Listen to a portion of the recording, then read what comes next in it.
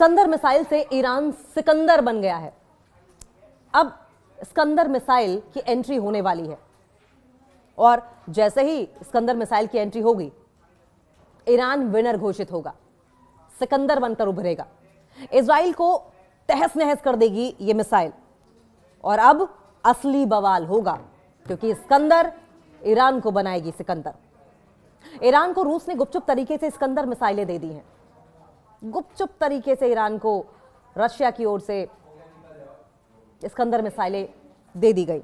देखिए, strategic partners हैं दोनों देश, रशिया और ईरान। ये अमेरिका और उसके मित्र इजराइल के लिए बहुत बड़ा खतरा है। उनके पास शाहिद ड्रोन्स पहले से ही है और अब स्कंदर मिसाइल भी।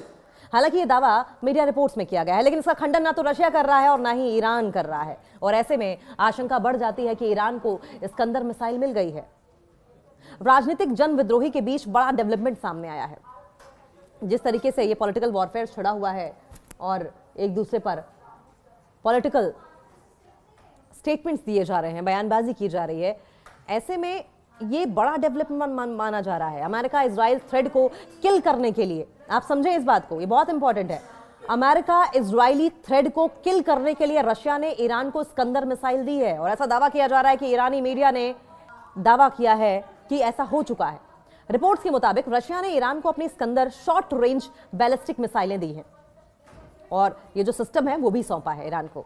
और ये मिसाइल ट्रेडिशनल, पारंपरिक और न्यूक्लियर, परमाणु दोनों तरह के वॉरहेड्स ले जाने में सक्षम है। खास बात यह है कि इसे एयर डिफेंस को चकमा देने वाली घातक मिसाइल माना जाता है। एयर डिफेंस को चकमा देने वाली। यह लंबे समय तक रशिया के सुपर 6 हथियारों में शामिल रही है। IRGC से जुड़े तस्नीम न्यूज एजेंसी ने 9 जून को दावा किया था और कहा था कि यह ट्रस्टवर्दी सोर्सेज से उन्हें पता चला है, उनके भरोसेमंद सूत्रों से पता चला है कि रशिया की स्कंदर मिसाइल ईरान पहुंच चुकी है। और ये जून में ही हो गया था, यानी कि जो जंग उस वक्त छिड़ी थी, उस वक्त भी ईरान के पास ये ऑप्शन था कि स्कंदर मिसाइल से वो अटैक कर देता। लेकिन अब की बार अगर स्कंदर मिसाइल से अटैक किया जाता है तो इजराइल इस अटैक को बचा नहीं पाएगा, रोक नहीं पाएगा। एजेंसी का दावा अगर सच है तो ये 2023 में ईरान पर लगे संयुक्त राष्ट्र बैलिस्टिक मिसाइल सैंक्शन हटने के बाद वेस्टर्न एशिया में सबसे बड़ा मिसाइल तकनीकी बदलाव होगा। इससे क्षेत्रीय सुरक्षा संतुलन, युद्ध बढ़ने के जोखिम, इजराइल अमेरिका की मिसाइल डिफेंस प्रणालियों पर गहरा असर पड़ेगा। IRGC की ओर से बड़ा संकेत भी दिया गया है। ईरान की फर्स्ट न्यूज एजेंसी बिना नाम लिए IRGC अधिकारी के हवाले से कहा गया है कि स्कंदर की डिलीवरी स्ट्रेटेजिक माइलस्टोन है, एक रणनीतिक माइलस्टोन है।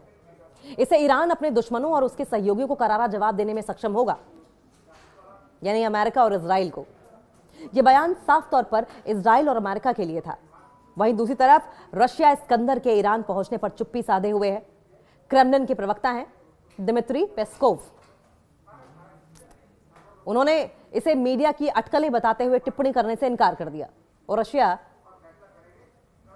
अपनी गोपनीयता मेंटेन करने के लिए ही जाना जाता है। हालांकि एक्सपर्ट्स के अनुसार यूक्रेन युद्ध के बाद रूस जानबूझकर हथियार सौदों में रणनीतिक अस्पष्टता, स्ट्रेटेजिक एम्बिग्विटी अपना रहा है, क्योंकि अगर स्ट्रेटेजी जाहिर कर दी तो फिर उस स्ट्रेटेजी को निगेट करने के लिए भी स्ट्रेटेजीज बनाई जाएंगी और इसीलिए अपने पत्ते खोलने में विश्वास नहीं रखता रशिया।